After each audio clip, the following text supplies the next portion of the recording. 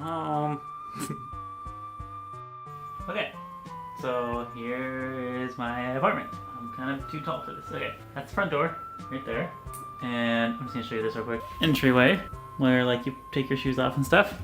And so we got our microwave oven. I guess does microwave and oven. I haven't tested the oven half yet, but it does microwave at least. And then we got a fridge. And this fridge is actually pretty big for Japanese standards.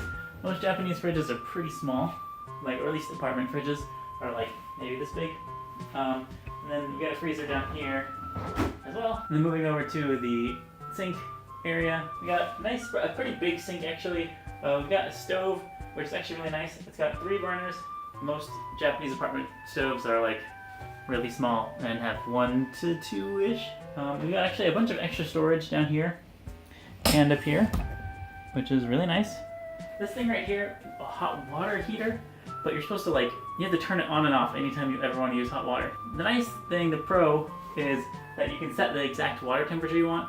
So if you set the faucet to all the way hot, you can set this to the exact temperature that you want, and it'll always be that temperature. The con is that you have to turn the hot water on and off all the time, which is kind of a pain in the butt. And we also have trash cans here. I don't know if you can see, but we actually have 3 different trash cans. The recycling system is really complicated.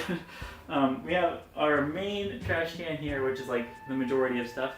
But then we also have 4 other categories down here. We have 2 bags in each of the other boxes. And if you don't recycle correctly, they won't take your trash. So they look in your trash when you put it out on the street, and if it's not correct, they leave it there. We have a little shelf here that we just keep like extra stuff on.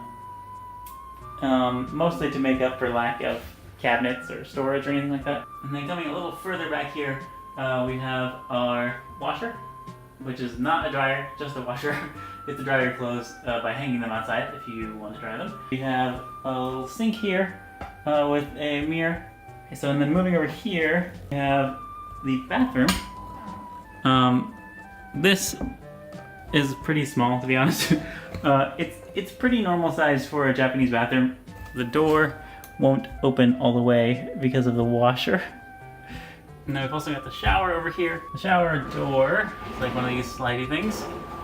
You can kind of see we got a bath, and then shower up there, and then like an extra little I don't know, the faucet down there. And so the whole room in here is totally waterproof. You can get the whole thing wet, doesn't matter. You close the door, it seals completely. There's, completely waterproof. So that's kind of nice. And then if we go back in the kitchen, there's this door, which goes into the living room. So let's go in there. So here's the living room. So we have just like a pretty small TV here, some cushions that go on the ground here, table here, got some shelving over here. That's the gist of it. Also got a closet over here, which actually has a lot of storage space, surprisingly. It goes really, really deep in. It goes way the heck back here. And then it's even got an extra little thing up at the top that goes just as deep. And then we've also got these huge windows here. And we've got a door which opens to our balcony, which is where we hang clothes with this thing. So this is what it looks like from our balcony. That's the street right there. That is a hair salon. And that over there is a stationery store. We got a little bit of room down here to walk around. And then we've even got a little section over here for plants and stuff. This is what the view from over here looks like. Okay, and then we can head on over into the bedroom, which is over here. Okay, so this is basically the bedroom. It's just a room, really. We've got my desk over here. We've got these windows over here. You can't really see from there. This is where the bed goes. Where is the bed? Why is there just a pile of blankets on the ground? Well, let me show you.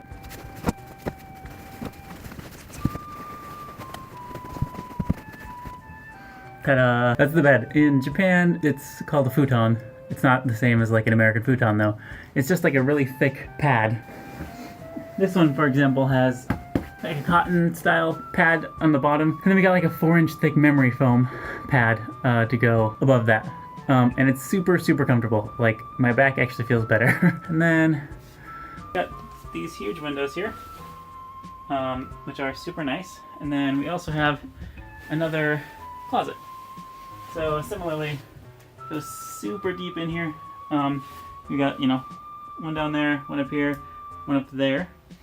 And this one also goes all the way back in there. We have the fancy secret passageway back to the kitchen.